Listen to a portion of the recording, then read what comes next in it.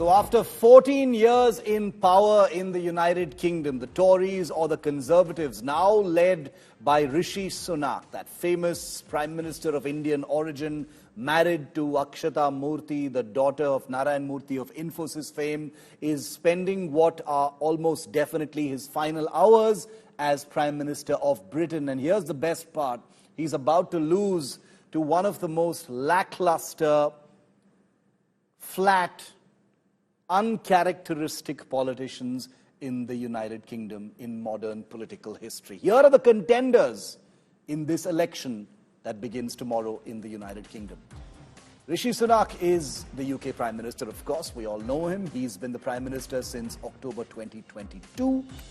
From 2020 to 2022, he was Chancellor to the Exchequer. From 2019 to 2020, he was Chief Secretary to the Treasury. Before that, he was the Parliamentary Under Secretary of State in the Ministry of Housing, Communities and Local Government.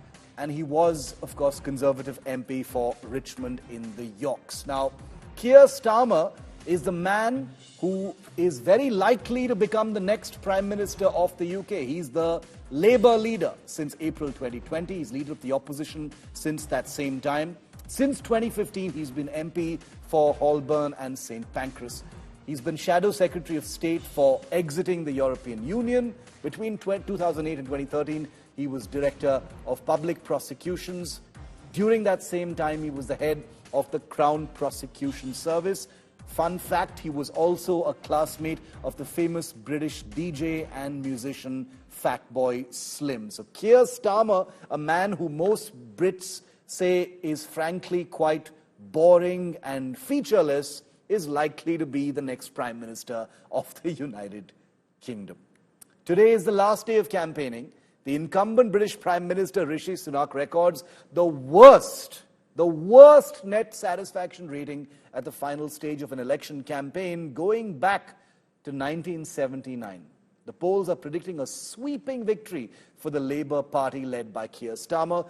The Tory Prime Minister often looked exhausted as he crossed and crisscrossed the country during his 6-week campaign, which even he, some people say, knows is his final act. He's been asking voters to reconsider his party, the Conservatives. Here's a report.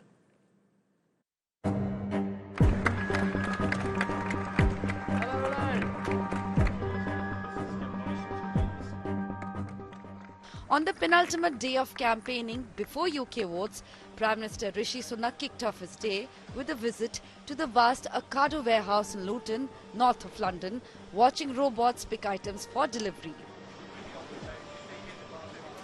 Badly lagging in the race to win Britain's election, the Tories, after 14 years, are scrambling to put the house together. These years have been marked by a sluggish economy, declining public services and a series of scandals, cornering Rishi Sunak's Conservative Party, an easy target for critics on the left and the right. The poster boy of the Tories have now started to remind voters of the perils of a Labour government as the polls show them miles ahead of him. I know you're frustrated with me, frustrated with our party. Hasn't been an easy few years for anybody. I get all of that. And in particular, if these polls are right and Labour are in power with a supermajority, you have to think about what that will mean. A government, a Labour government, unchecked. No one to hold them accountable, no one to stand up to them in Parliament, and all of the impact it would have on all of your lives. And I say this to you, if you hand Labour a blank cheque, you will not be able to get it back. Labour's Sir Keir Starmer, the likely next Prime Minister of Britain, stuck to the same core message, calling for a change of political leadership during a traditional election campaign event at a football ground in Nottinghamshire.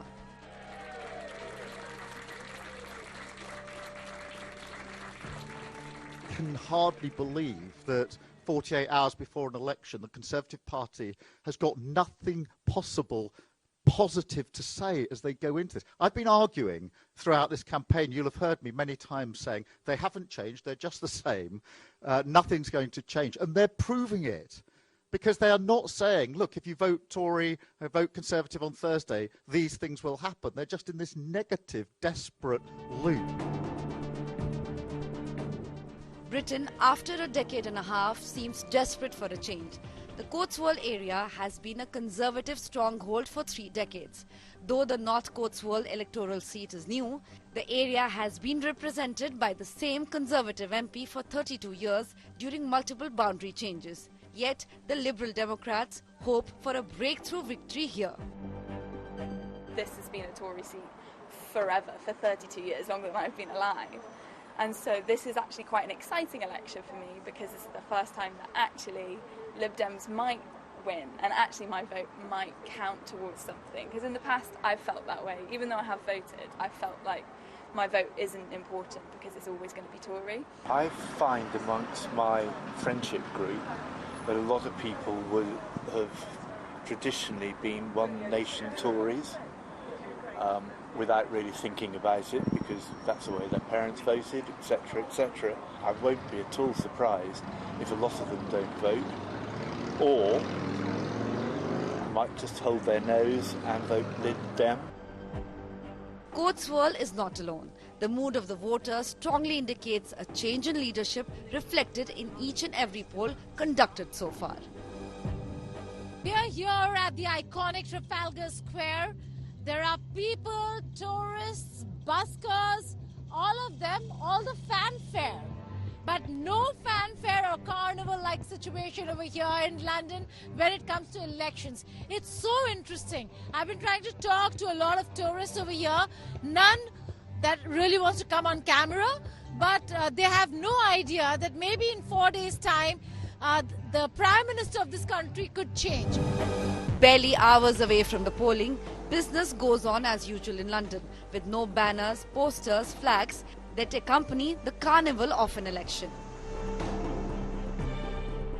London's Palace of Westminster stands as the grand prize for the winner of the 4th of July election.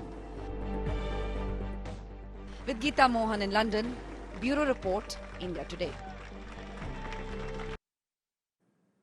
Well, Rishi Sunak is a man of Indian origin. The Indian voter base in the United Kingdom is a big, big number.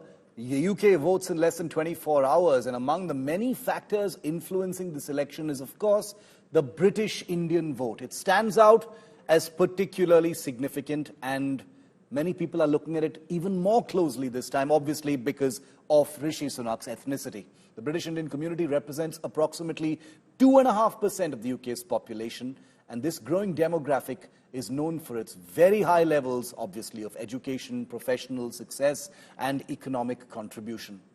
India Today's Geeta Mohan is on the ground, like you just saw, trying to find out how the Indian vote could matter this election. An estimated 1.8 million people of Indian origin live in the United Kingdom. So no surprise then that at the election time, prominent leaders are temple hopping. In the final week of campaigning, both Prime Minister Rishi Sunak and the man who's fighting for his job at 10 Downing Street, Labour leader Sir Keir Starmer, hit the temple trail to woo British Hindu voters. 44-year-old Sunak was at BAP's Sri Swaminarayan Mandir in Neasden, while Starmer chose another North London Swaminarayan temple in Kingsbury. Here are a few Indian students who are studying here in the UK, but also every now and again come and visit the temples here.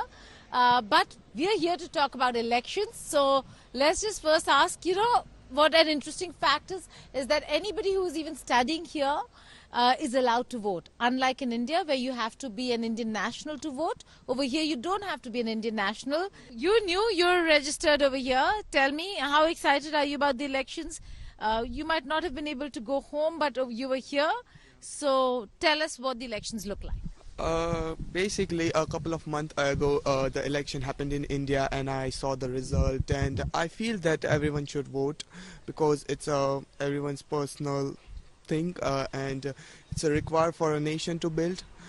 Here, in upcoming days, there are elections going on, and we are really ready. I read the both side manifesto, and the Labour Party and the Conservative Party both are really good, and the current party are also reduced the tax and they cut the tax. In constituencies with impressive Indian origin vote, it's tough fight, and in most cases, either both or at least one party has put up candidates from the community to woo the voters.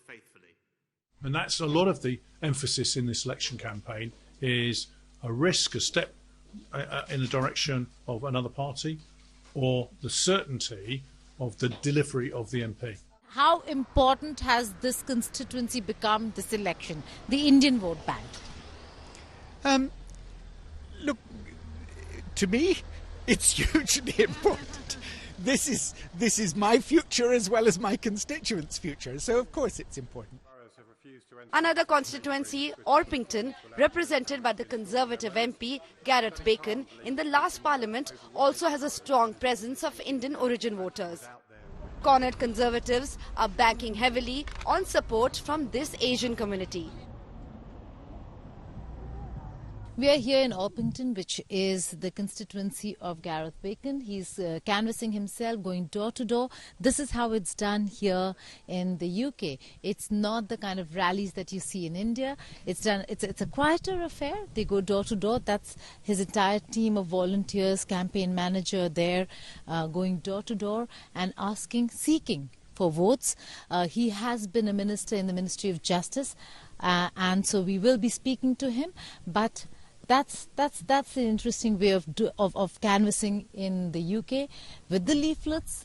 Campaign managers, volunteers, all of them turn up in the constituency and seek votes, one home after the other. This is a difficult election.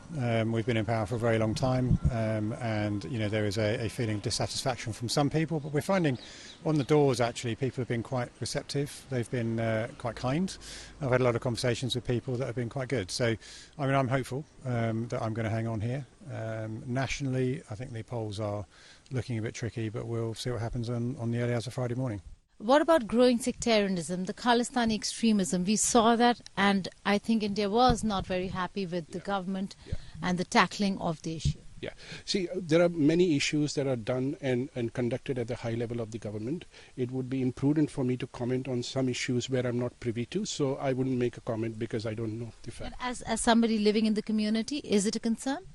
I don't think so. We don't see here a concern as such, because it's not something you come across every day. Yes, from India point of view, that has to be stopped, and I totally respect that. That has to be taken to the top channels where it has to be. But from community point of view, we don't see that. The 2021 census identifies around 1 million people living in Britain as Hindus. This sizable electorate now plays a crucial role in the 4th July general elections. With Geeta Mohan in London, Bureau Report, India Today.